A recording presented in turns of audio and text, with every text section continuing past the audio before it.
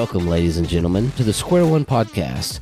We're taking our guests back to square one where they first started their careers or their businesses, and we're going to learn from their failures. Square One's brought to you by Omni Home Services, which represents Chattanooga Home Inspector, Elevate Home Staging Design, Nuclear Pest Control, Radon Eraser, and hopefully some more business entities in the future. I'm your host, Malcolm Godwin. Thank you for listening. Today we have Madison McCann with Speakeasy Productions and Jen co-hosting with Omni Home Services, and we have our super guest today, Mr. Rich Mozingo, with the president of baseball for Chattanooga Lookouts. That's all right. Good work out of you, man. So far, so good. Okay, we're going to call it a day. Rich, thanks for coming in, man. We appreciate your time. We all love the Lookouts. I think what our listeners are most excited about, and myself, tell us about the new stadium. Gosh, as much as you can. No, I will. It's been a fantastic process to see. It's been very interesting from my perspective as the guy on one side of it, kind of watching the sausage get made from the city and county side. It's been a fascinating process to watch developers want to come to Chattanooga and be a part of this thing. You know, we're a little tiny town in between Nashville and Atlanta. And the team that's come together to be a part of this thing is really stunning to me. Jim Irwin and New City Properties, they developed the Pont City Market in Atlanta. They've done about $1 billion worth of, almost $2 billion worth of development around that. They're doing a brand new development right across from where Oracle just announced they were going to be in Nashville at the meatpacking plant, Newhoff meatpacking plant. So to get developers of their ilk to be able to come to Chattanooga and be excited about a project's fascinating. But it's been a long process. I mean, we're 21 months into this thing now. We voted 21 months ago for the funding for the baseball stadium, and we're still just trying to get the final sign-offs from the city and county. It's been a tough process. I rode by there just yesterday, and I saw they were putting in electrical, fiber optics, footing. Yeah. No, EPB has been out there for almost the past full month, taking some overhead wires down, putting them underground, and making sure that we're going to have what we need. Not only to do the baseball stadium itself, but to do the projects that are around there. So they've been on it for, like I said, almost a full month now. Speaking of projects around there, so the stadium is going to go on, if you're looking at this old site, this old steel foundry site, it's going to go more on the corner of 24 and 27 split, right? Yeah, mm-hmm. So the old foundry itself is actually not going to be a part of the stadium, right? It will not, but it will stay. It's not going anywhere. They want to develop it. They want to probably open air market of some sort like that. But the original plan was for us to be on the south side and hit into the foundry, but it just wasn't big enough to do. Now we're back on the north side, and we're going to save 2 buildings over there. That'll be part of the stadium as well. One building was built in 1936. The other one was 1905, I think. And they will actually be part of the stadium, not around the stadium, but they will be part of the stadium, which will be super cool. But the big foundry building will stay, and they'll redevelop it as we go along. And we don't know exactly what's going to happen with that yet, but we do know it'll be cool as shit. Oh, there's no doubt. With that. Yeah. Man, the guys that are doing this, I really can't say enough. You know, Pont City Market was 2 million square feet of an old Sears distribution center in Atlanta, Georgia, and it sat for years, decades empty.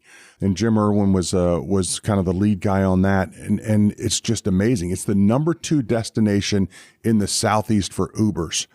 Is the Pont City Market in Atlanta, right behind the Atlanta airport. So the business they're doing there is incredible. It's amazing.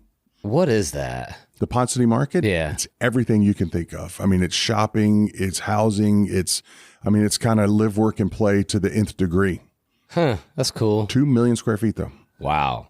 So tell us a little about the stadium itself, Rich. I know we are going to go underground a little bit, right? Yeah. Mm-hmm. So when we walk in, what are we going to be seeing? So when you walk in, you'll see beautiful green grass. I mean, that's really the bulk of it. The stadium will go down 10 feet. So most of the seats, once you walk into the ballpark, all the seats in the seating bowl will be below you at that point. So all the seats? All the seats, all the stadium seats. Okay. Then we have 16 suites. We have 2 party decks. We've got, you and I have already referred to the pattern shop today. In the downstairs of the pattern shop, we'll have a food hall. We'll have a conference center. In the top part of the pattern shop is 19,000 square feet of uninterrupted space. Man, if you don't, I mean, that's a massive, no beams, no nothing in it. We'll use that for picnics and that kind of stuff. But we'll also be able to do non-game day dinners and lunches and breakfast, that kind of stuff up there. But it's going to be spectacular. It's going to be just absolutely spectacular. So this place is going to be cool. Yes. Are we certain we're going to get it? Is there anything stopping that? Oh, yeah. I mean, like politically? Always. There's always the potential. You're in this world, man. Sure. You know, there's always something that could stop it. If I had disposable income to bet right now, I would bet a lot of money that this is going to get done. I mean, we are so far down the path. Everyone has stood up. I mean, the city, county, industrial development boards, sports authority, everyone has stood up and said, this is the deal. This is what we want to do. This is where all the financing's from. This guy's going to pay this. This guy's going to pay this. All the stuff's done. We're working on the minutia right now, and this is the devil's in the details, and it's wearing us out right now, but we're going to get there. So all the big hurdles that we've talked about in the past we're kind of past that. It's just the little hurdles now. Yeah. Yep. Rich, before we get into asking some of our typical questions, tell us about you. Tell us how you got to Chattanooga, how you became the president of baseball. Can you? No, I can tell you all that. I'm going to tell you way too much. I'm going to tell you way more than you want to know. I went to James Madison University. I got a degree in marketing. I got out of James Madison University and got a real job. I worked for a company called Europac Service Company. I worked there for 2 years and realized the real world sucks. It's a miserable place to be. I got up every Monday morning. I came back every Friday night. I represented 50 different product lines in the military exchanges and just thought, man, there's got to be a better way to make a living. I packed up most of the stuff I had. I went to Louisville, Kentucky for the baseball winter meetings. I had 5 job interviews. I had 2 job offers, and I went to Port Charlotte, Florida to work as an intern for the Texas Rangers. I spent 1 year down there. The nice thing about it is when I was with Europac, I had a company car, a company expense account, and a pretty good salary. I took an 80% cut in pay, lost my company car, lost my company expense account to go work in baseball. 1 year later, I came to Chattanooga. I was the director of group sales for the Chattanooga Lookouts in 1994. Just happened to be the first home game we had that year was against the Birmingham Barons. Birmingham Barons had a right fielder that year named Michael Jordan. That was kind of a fun thing to see. It's kind of a little baptism by fire those first 3 nights. So I spent 9 years here, working from director of group sales to the assistant general manager to the general manager. We moved to a new ballpark in 2000. I was the general manager of the Chattanooga Lookouts at that time. Spent 3 years in that ballpark and then left to go to Columbia, South Carolina. My partner, Frank Burke, who was the owner of the Lookouts at the time, he and I and 3 other partners bought a team in Columbia, South Carolina. Worked there, ended up in New Jersey for 5 years. Frank called me about 10 years later and said, I want you to come back and run the ball club. And that's how I got back. So 2011, I got back, took the job as the president of the Lookouts, and 13 quick years later, here we are. That was a lot. Yeah. So your first game, Michael Jordan was playing. My first game at Chattanooga was Michael Jordan. You know, Ingles Stadium, people say it sat 7,000, 8,000 people. There's 5,200 seats in Ingles Stadium. The first day we opened the gates, there were 9,600 tickets sold. Oh, shit. The next day we rained out. The day after that, we sold right at 11,000 tickets for the game. So that was crazy. Unbelievably crazy. Tell us about the story about the kids throwing the ball against the visitors' space. So we get up that morning. It's the second game of the homestand. Man, you get up in Chattanooga and it's pouring down rain. When I got up, when I got out of bed, it was pouring down rain. Ingles Stadium is the lowest spot in Chattanooga, Tennessee. So when it rained, all the water went there. By the time I got to the ballpark that morning at 8:30, man, the field was wet already. The tarp was on, but we weren't going to play. It just wasn't going to happen. But the general manager at the time wasn't about to call that game without having people come into the ballpark. Because you got Michael Jordan there. We got Michael Jordan. Right. And, man, are you going to have him for 1 game, 5 games, 10 games? You have no idea, but you got to make hay while you can. So we're there, and the team rolls into town, or the team rolls into the clubhouse, and man, we're just sitting around. We're waiting to see if it dries up. It's not going to dry up, but there's kids on the visiting clubhouse side, and they've all just got their baseballs out there, throwing baseballs against the wall, and all of a sudden the door opens to the clubhouse, and Michael Jordan sticks his head out, and there's about 15 kids. They all run up, and Michael Jordan signs every autograph of every kid. The first adult rolls up, and Michael Jordan says, "Thank you all very much," backs in and closes the door. And I'm telling you, 12 of those 15 kids went back to taking that same baseball that Michael Jordan had just signed and throwing it against the same wall. They didn't care, man. It was really wholesome stuff. fun to watch. And the other 2 or 3, their parents got there and said, Exactly. hey, don't be throwing that ball against the wall. Yeah, exactly. Don't do anything with that ball. All right. So let's jump into these questions. All right, let's go. One that we'd love to start with, favorite routine, morning ritual. How do you start your day? I am getting back into it. It's tough during the winter. I love to get up in the morning and play disc golf. I will get up at 6:15, 6:30 in the morning. I will go out. I'll play 18 holes. I will take my dog with me, and that's just kind of how we'll start our day. Come back in, shower, get a protein shake, and go to work. Favorite course? Oh, gosh. My favorite course is probably West Side down in Dalton, but the one I play every morning is the Sinks because it's just close to the house. You know too much about that. I can tell already. I love that. I love that. I've never played disc golf. We should go. It's an acquired thing. My sons came home from college during COVID. For whatever reason, Malcolm, I had 3 disc golf in my shed. I have no idea why, but I did. And my oldest one found it, and I've got a piece of property that lends itself to it. We went in the backyard, and the basket was a tree, and we started throwing. I played so much disc golf with my kids during COVID. It was just fantastic. It's one of the coolest periods of time I've ever had with my kids in my life. We still play often when we all get together. That's super cool. Yeah. I like being outside. I like that the courses are like in the woods. Yeah, so it's just hiking with something It's something to do. It's something to do. Score. You're 100% right. And the other thing is when I play in the morning, because I go out there and I'm in a hurry. I try to get through it in a hurry. I play right at 40 minutes. I can play 18 holes in 40 minutes.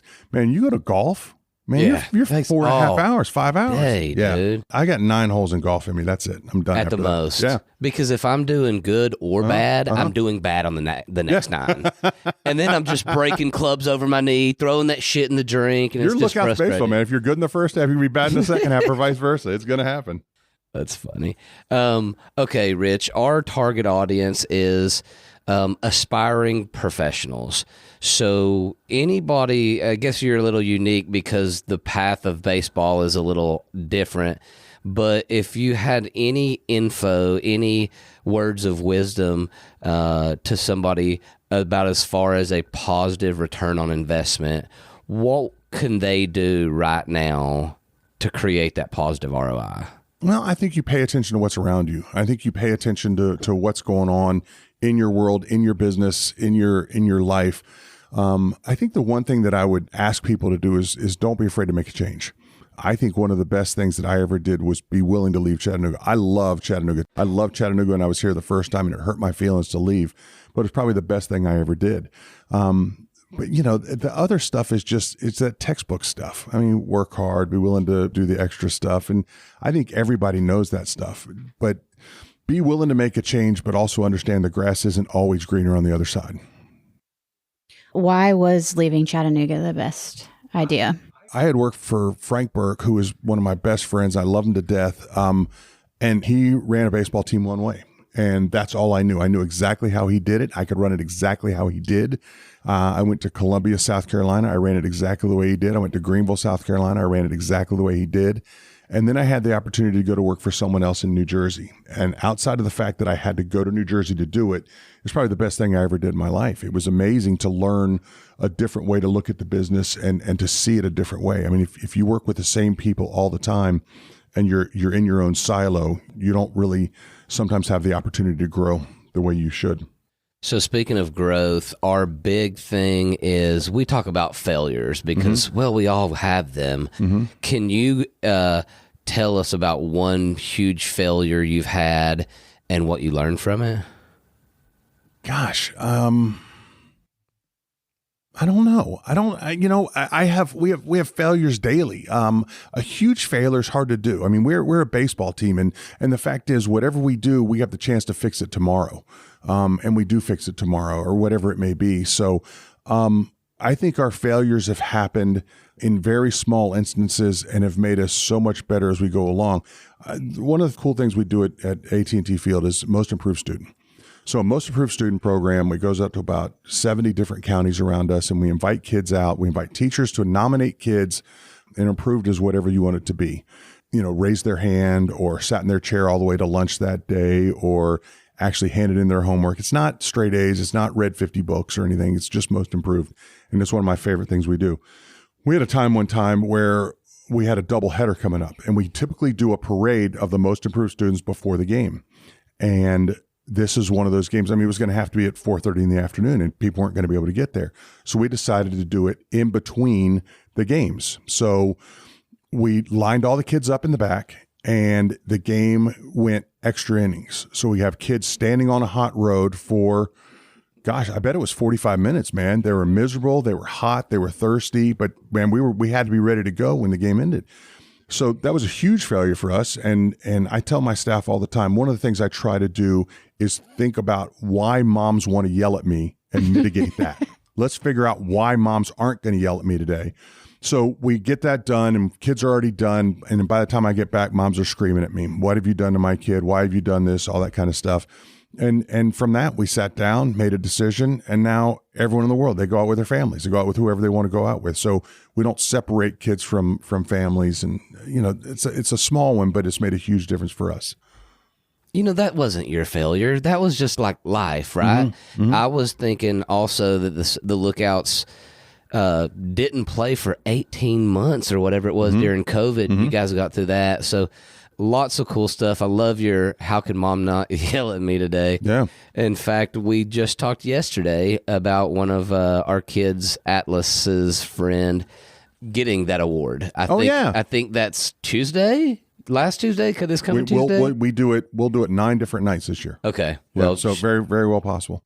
Her and her family, we're super excited about that. So that's cool. Yeah. Rich, tell us, because there's a unique ownership structure with Chattanooga Lookouts. We don't have to get into the details, but what I would love to talk about, if we can, is the Lookouts opened up an opportunity for some local people and even staff members to buy in and be owners.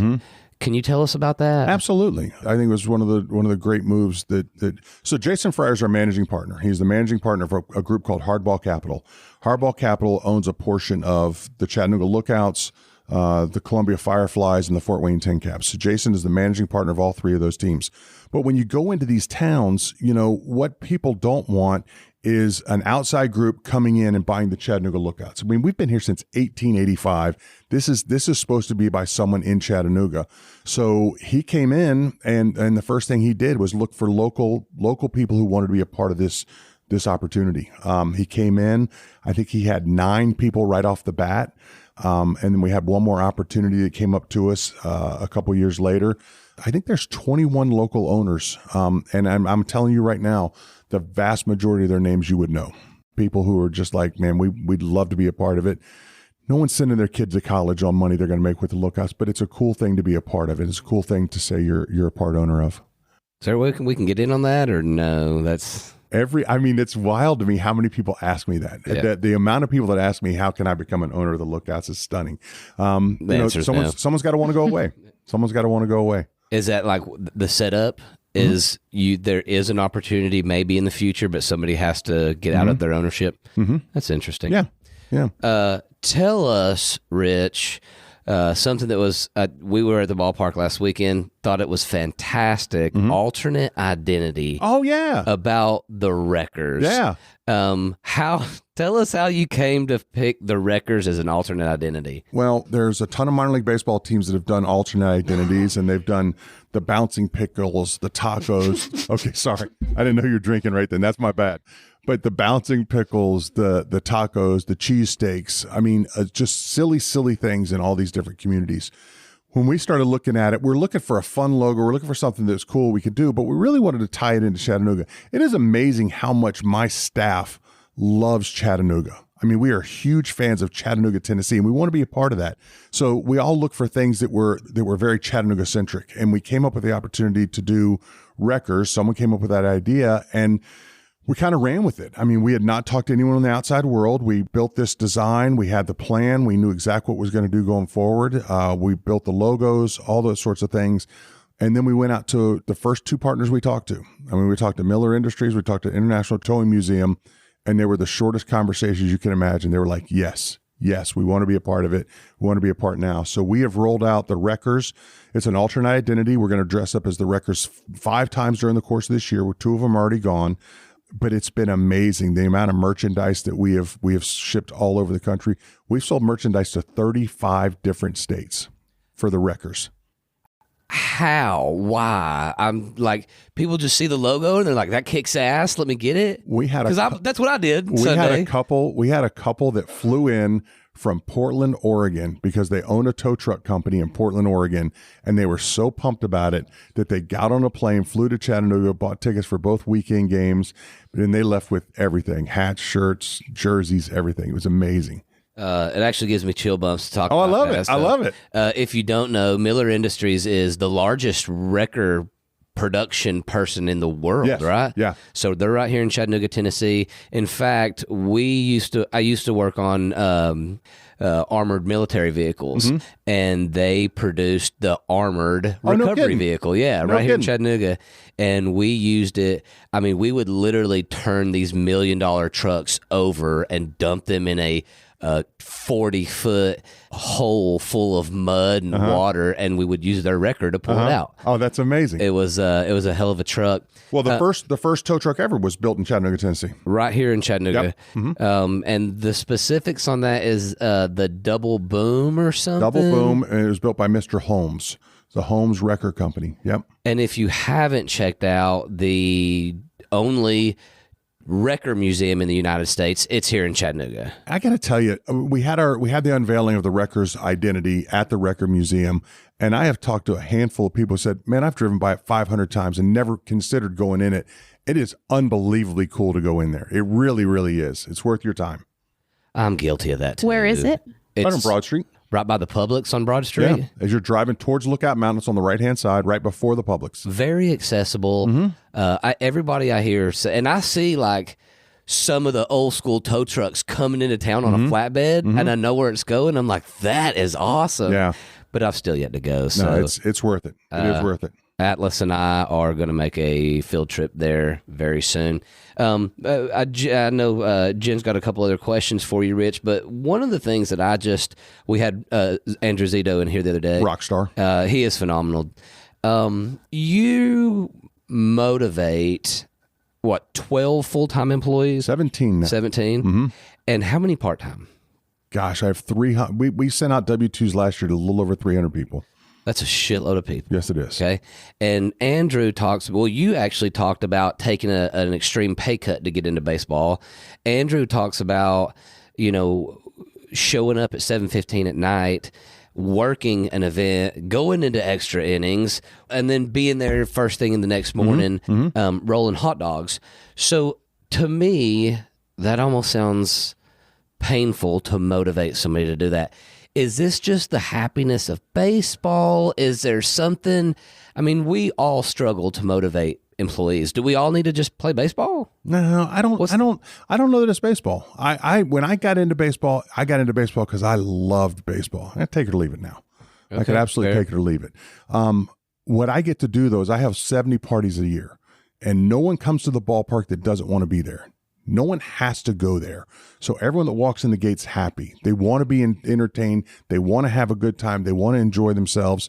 And the fact is, it's contagious. We have an unbelievable staff, and Andrew does an amazing job of continuing to motivate those people and move them forward. But man, we talked about earlier today off the mic about culture inside a company. And we really, really work on culture all the time. One of my favorite stories, we had a homestand 2 years ago, and it was leading up to 4th of July, and it rained every single day. So we're pulling tarp, and that's miserable because you're at 7:15 in the morning pulling tarp, and your first pitch until 7:15 that night. You're going to get home at 11. You're going to do it again the next morning. So we go through 6 games of pulling tarp on and off throughout the course of the day. It's miserable. We have all those games. The next day, 4th of July, one of the guys on my staff has a pool party at his house. You know who showed up? Everybody. They've spent an inordinate amount of time for the last 6 days together, but they wanted to hang out the next day too. They wanted to be, they're friends, they're family. It is truly like a family at our ballpark, and it's a credit to Jennifer and Andrew and Alex and Dan and guys that have just been there forever. I mean, Andrew's been with me for 13 years. Jennifer's been with me for 12 years. Alex and Dan for 10 years. I mean, it's an amazing crew that we've kept together. That's pretty awesome. The fact that you have the happy clients, that's pretty awesome because, like you said, it is contagious. My twin brother lives in Michigan, and he has a mosquito authority. And he says it's difficult because, it's spraying for mosquitoes. A lot of people aren't happy, but he's recently started doing holiday lights. And he says the staff love it because they put on a Christmas hat, they jam their, cordless radio to Christmas music, and everybody that walks by is like, yo! And he's like, because we're bringing so much happipiness and cheer, makes the people that work there want to show up. It's tangible. It's something you can feel every day. Walking into the ballpark. Even if, man, you walked in the ballpark 2 days ago. It's a different feel when you walk in the ballpark. And there's nothing going on there right now. It's quiet. But when you walk, I feel different when I walk into that building. I really do. Yeah, that's fair. We came out Sunday, brought our kids. We love Sunday games, by the way. And our son, our 6-year-old, runs past like 9 people and gets on the escalator because that's one of his favorite things. And there's like 4 parents that are like, ugh, what? And they're like, you want to catch up? I'm like, he knows where he's going. Yeah. And he just loves it. That was kind of a funny thing. Before we move on, Rich, I do have to ask in honor of our CEO at Chattanooga Home Inspector, Drew Bain, he really wants to get in the Louis mascot uniform and work a game. That sounds creepy. I agree. No, that just sounds creepy to me. But he loves bringing cheer. Okay. There we go. No, I mean, stuff like that. We used to have a mascot called the Trash Monster. Whoa. And the Trash Monster was a big, huge monster. It was a big costume. And on the front, it had a huge mouth. And you would walk up and you could throw trash away inside the Trash Monster. So this guy would walk around. Absolutely not. And did it all the time. Trash? No. That's all he did. I mean, the owner of Frank Burke used to be in the Trash Monster suit all the time. It's hysterical. It's hysterical to see a monster coming up to a kid and a kid get to throw away his whatever the left of his pretzel or his Coke or whatever it is. It's just great stuff. Dippin' Dots and you're wearing that shit. Yep. So let me ask again, can Drew Bain get in this mascot uniform and work a game? We'll have to do a background. Or maybe the trash. We'll have to do a background check. Do you still have the trash guy? Trash Monster's there somewhere. Pulling out the Trash Monster Might need for a little Drew. work. Might need a little work. That's all right. He'll do the work. Oh, that's awesome. He cares that much. Okay, we did not get a no for the official record. That means yes. Drew, pick your day, buddy. All right, before we get into our big question. We haven't gotten big questions yet? No. Gosh. Well, book recommendations. Nope. No book recommendations. I don't read.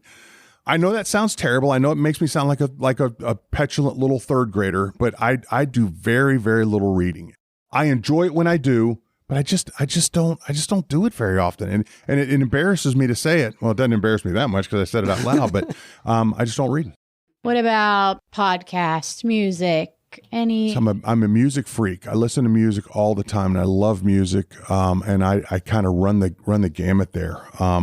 I love old school rap. I love classic rock and roll. I love country. I love old country. So I kind of run the gamut there.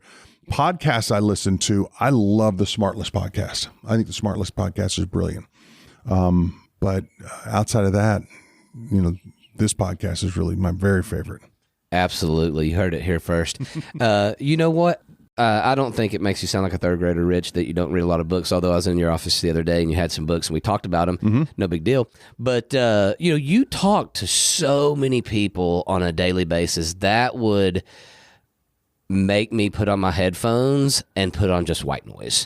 So I get where you're coming from. But we did talk about a book in your office. Yeah, absolutely. Do you remember what it was? Call Me Ted? Yeah. Is that Call Me Ted? Yeah, we had some Call Me stories. Ted is the autobiography of Ted Turner, who ran TBS, owned the Braves forever. The reason I have the book is because when I came back to Chattanooga in 2011, my boss was a guy named Bill Burke, and Bill Burke actually wrote that book.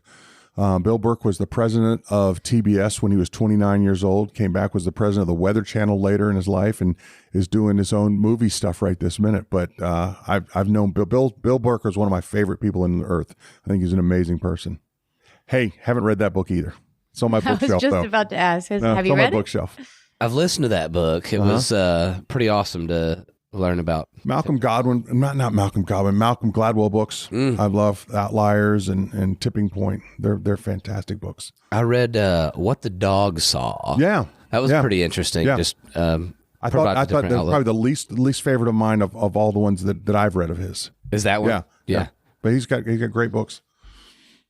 Rich, before we wrap up with our final question, you got a shit ton of funny stories. Hang on.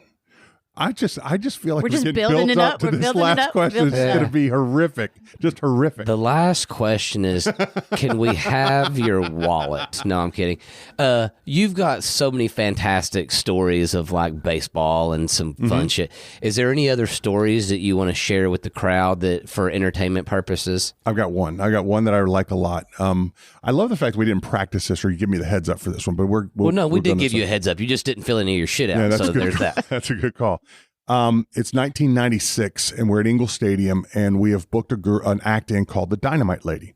Dude, this is 1996, man. Cell phones, every now and again, someone has a cell phone, but I don't know how we found the Dynamite Lady. I don't know what the deal was, but we have booked the Dynamite Lady to come in and perform for us at Ingles Stadium. So we get there that day, and people have bought some tickets for it. It's going to be a better day than normal. I think it's a Saturday night. But we get there early in the morning, but usually acts like that show up about 4 o'clock in the afternoon. So 4 o'clock comes around, no Dynamite Lady. 5 o'clock, no Dynamite Lady. Dude, there's no cell phone, man. We can't pick up the phone and say, where are you? We're just kind of crossing your fingers she gets there. Game starts. It's 7 o'clock, no Dynamite Lady. So you're starting to have a little panic attack. Second inning, she rolls in. All's good. World's fine. She's going to be fine. Dynamite Lady's only going to perform after the game, so we're all golden. It's no issues at all. That was the plan? Yeah, that's the plan. So the Dynamite Lady does her act after the game ends. So PA announcer starts making announcements at this point. Dynamite Lady's going to be here after the game. Let's stick around for it, all that kind of stuff. She goes in, changes clothes, comes back out. She comes out in a costume that would have made Wonder Woman blush at the time. It was tiny. It was tiny. It's red, white, and blue, and it's tiny, and she's got a huge cape. So she starts walking around the crowd and just kind of taking pictures with people on real cameras, not on phones, because phones didn't have cameras at that point.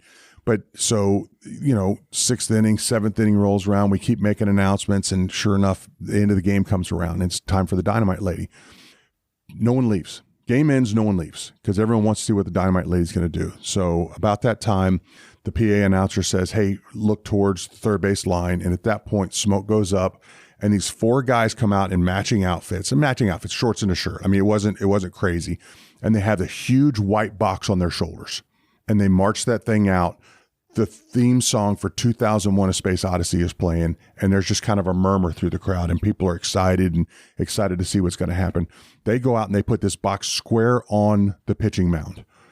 And then at that point, PA announcer comes back and says, once again, turn your attention down the third base side, more smoke, and the Dynamite Lady comes out. And the music goes up about 20 decibels, and it is booming in this place. And, Ingles Stadium's under the hood, the big roof out there, so that it's just echoing through the crowd. So she goes out there, they take the lid off this box, she gets in the box, and they put the lid back on. And they start counting down, 10, 9, 8, 3, 2, 1. The loudest explosion I've ever heard in my life. It's unbelievable. And it echoes through that place. And you look out at the field, and there's smoke everywhere. And this box is in a million different pieces. And finally, the smoke starts clearing a little bit. And the Dynamite Lady's out there. She's on all fours. And she starts kind of leaning forward and kind of leaning up a little bit. And she throws one foot up. And then she throws the other foot. She's standing up, and she throws her hands out, and the cape goes out, and the crowd goes berserk. They go absolutely berserk. And it was at that point I realized, if you'll blow up shit in Chattanooga, Tennessee, people will come see it. And that's why we have 14 fireworks shows a year. Ah, okay. That makes sense. That's I got to Google the Dynamite Lady now. It's worth it. Allison Bly, the Dynamite Lady. Allison Bly. Yep. Shout out. There you go. God, I wonder if the chance of Allison Bly is alive today or has any hearing whatsoever. Rich, you're personally challenged now to get the Dynamite Lady to the Lookouts and perform for us. That'd be worth it. Just not on a school night, please. All right, our final question that really has no build-up now that, Allison Bly has taken over our whole thing is square one. If you could go back to square one, which could be the beginning of your career, beginning of your former career, when would you go back to, and what would you tell young Rich Mozingo? Gosh, I think it would have been, I don't know, if I don't come out and get a real job, if I get a different job, if I get a job where I just don't travel all week, every single week, maybe I stay in that world, and maybe I'm a pencil pusher, and maybe it's a good living, and we do whatever. I think it would be, man, follow your. God, I hate stuff like this. I hate the follow your dream answer. That's just crap. But I think there's something to it, man. I loved baseball. I knew I wanted to be in sports once I had a real job, and once I knew that's what I was looking at for the next 40 years of my life, I realized I couldn't do that, and I had to do something different. So I went and I found something that I had a great passion for, and I had a great passion for baseball and a great passion for sports. And I took a leap. I took a huge leap of faith to go do that. And it has made all the difference in my life, just all the difference in my life. And I enjoy every single day I go to work now, every single day. So you would go back and tell yourself, do exactly what you did. Yeah, seriously. Good for you. How lame is that? What a terrible answer. That's not but that's lame what I at do. all. That's what I do. I would do the exact same thing because I don't think if I don't do that first job that I have the once again, we talked about way early on, the grass isn't always greener, and you don't know what you don't know. And if I didn't know that that's not what I wanted to do, how would I know this is exactly what I wanted to do? So I think it's great, dude. You and Andrew Zito show clearly that you're very passionate and you enjoy what you're doing. A lot of us, a lot of people listening to this podcast, and a lot of us out there, well, maybe we don't. Yeah. And it's taxing. So go put up Christmas lights. I love that story. I think that's a dynamite story. I will steal that story. I promise you. Put up Christmas lights or produce baseball games. Yep, absolutely. I love it. One of the two. Rich, thank you very much for your time. We very much appreciate you coming on the show, sir. Oh, it was a pleasure. I enjoyed it very much. Thanks, guys. Thank you for listening to the Square One podcast, brought to you by Omni Home Services. We represent Chattanooga Home Inspector, Nuclear Pest Control, Elevate Home Staging Design, Radon Eraser, and hopefully more business entities in the future. We release a new episode every Thursday. If you like this episode, share it with your friends, neighbors, real estate agents, or whoever. Make sure you subscribe to Spotify, Apple, or wherever the hell you listen to your podcasts.